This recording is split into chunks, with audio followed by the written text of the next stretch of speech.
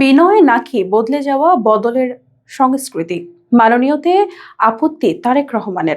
গণমাধ্যম কর্মী ও কর্মকর্তাদের সাথে মতবিনিময়কালে একজন বক্তা মাননীয় চেয়ারম্যান বলতেই আপত্তি জানান মিস্টার রহমান। বললেন তাকে মাননীয় বলা যাবে না।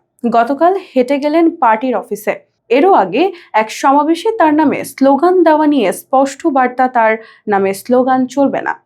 এই তিনটি ঘটনায় প্রচলিত রাজনৈতিক সংস্কৃতির বিপক্ষে।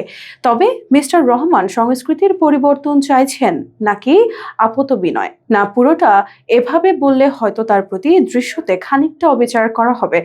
তবে এ কথা তো ঠিক, 2001 থেকে 2006 সাল পর্যন্ত দেশবাসী যে তারেক রহমানকে দেখেছেন, শুনেছেন, আপাত আচরণ তার ব্যতিক্রম। তবে কি মিস্টার রহমান নিজেকে বদল করে কিছু বদলে দিতে চাইছেন?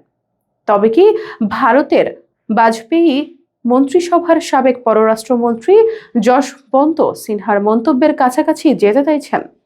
ওই মন্ত্রী বলেছেন, তারেক রহমান যদি সম্পূর্ণ বদলে না যেয়ে থাকেন তবে তার সাথে কাজ করা ভারতের পক্ষে কঠিন হবে। ইতিমধ্যে তো এক ধরনের ধারণা প্রতিষ্ঠিত হয়েছে যে আগামীতে বাংলার কুর্সিতে বসছেন তারেক রহমানই। দেশ বিদেশের সংশ্লিষ্ট নানা শ্রেণী পেশার কর্মকর্তার তো রীতিমতো হুমকি খেয়ে পড়ছেন মিস্টার রহমানের দরবারে। এসব কাজ ওই ধারণা আরো প্রতিষ্ঠিত করছে। মির্জা ফখরুলের বয়ানে এমনও জানা যায়, তিনি নাকি দলীয় ফোরামে জানান দিয়েছেন, ভিআইপি জামায়াতে কোনো সমস্ত রাস্তা বন্ধ থাকবে সেটা তার পছন্দ নয়। কিন্তু প্রশ্ন অন্য জায়গায়। যদি তিনি কুর্সিতে জায়গা পান তখন কি হবে?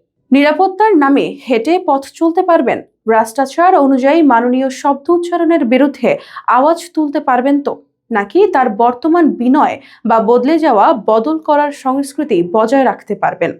সেটার জন্য অবশ্যই ভবিষ্যতে চোখ থাকবে মানুষের।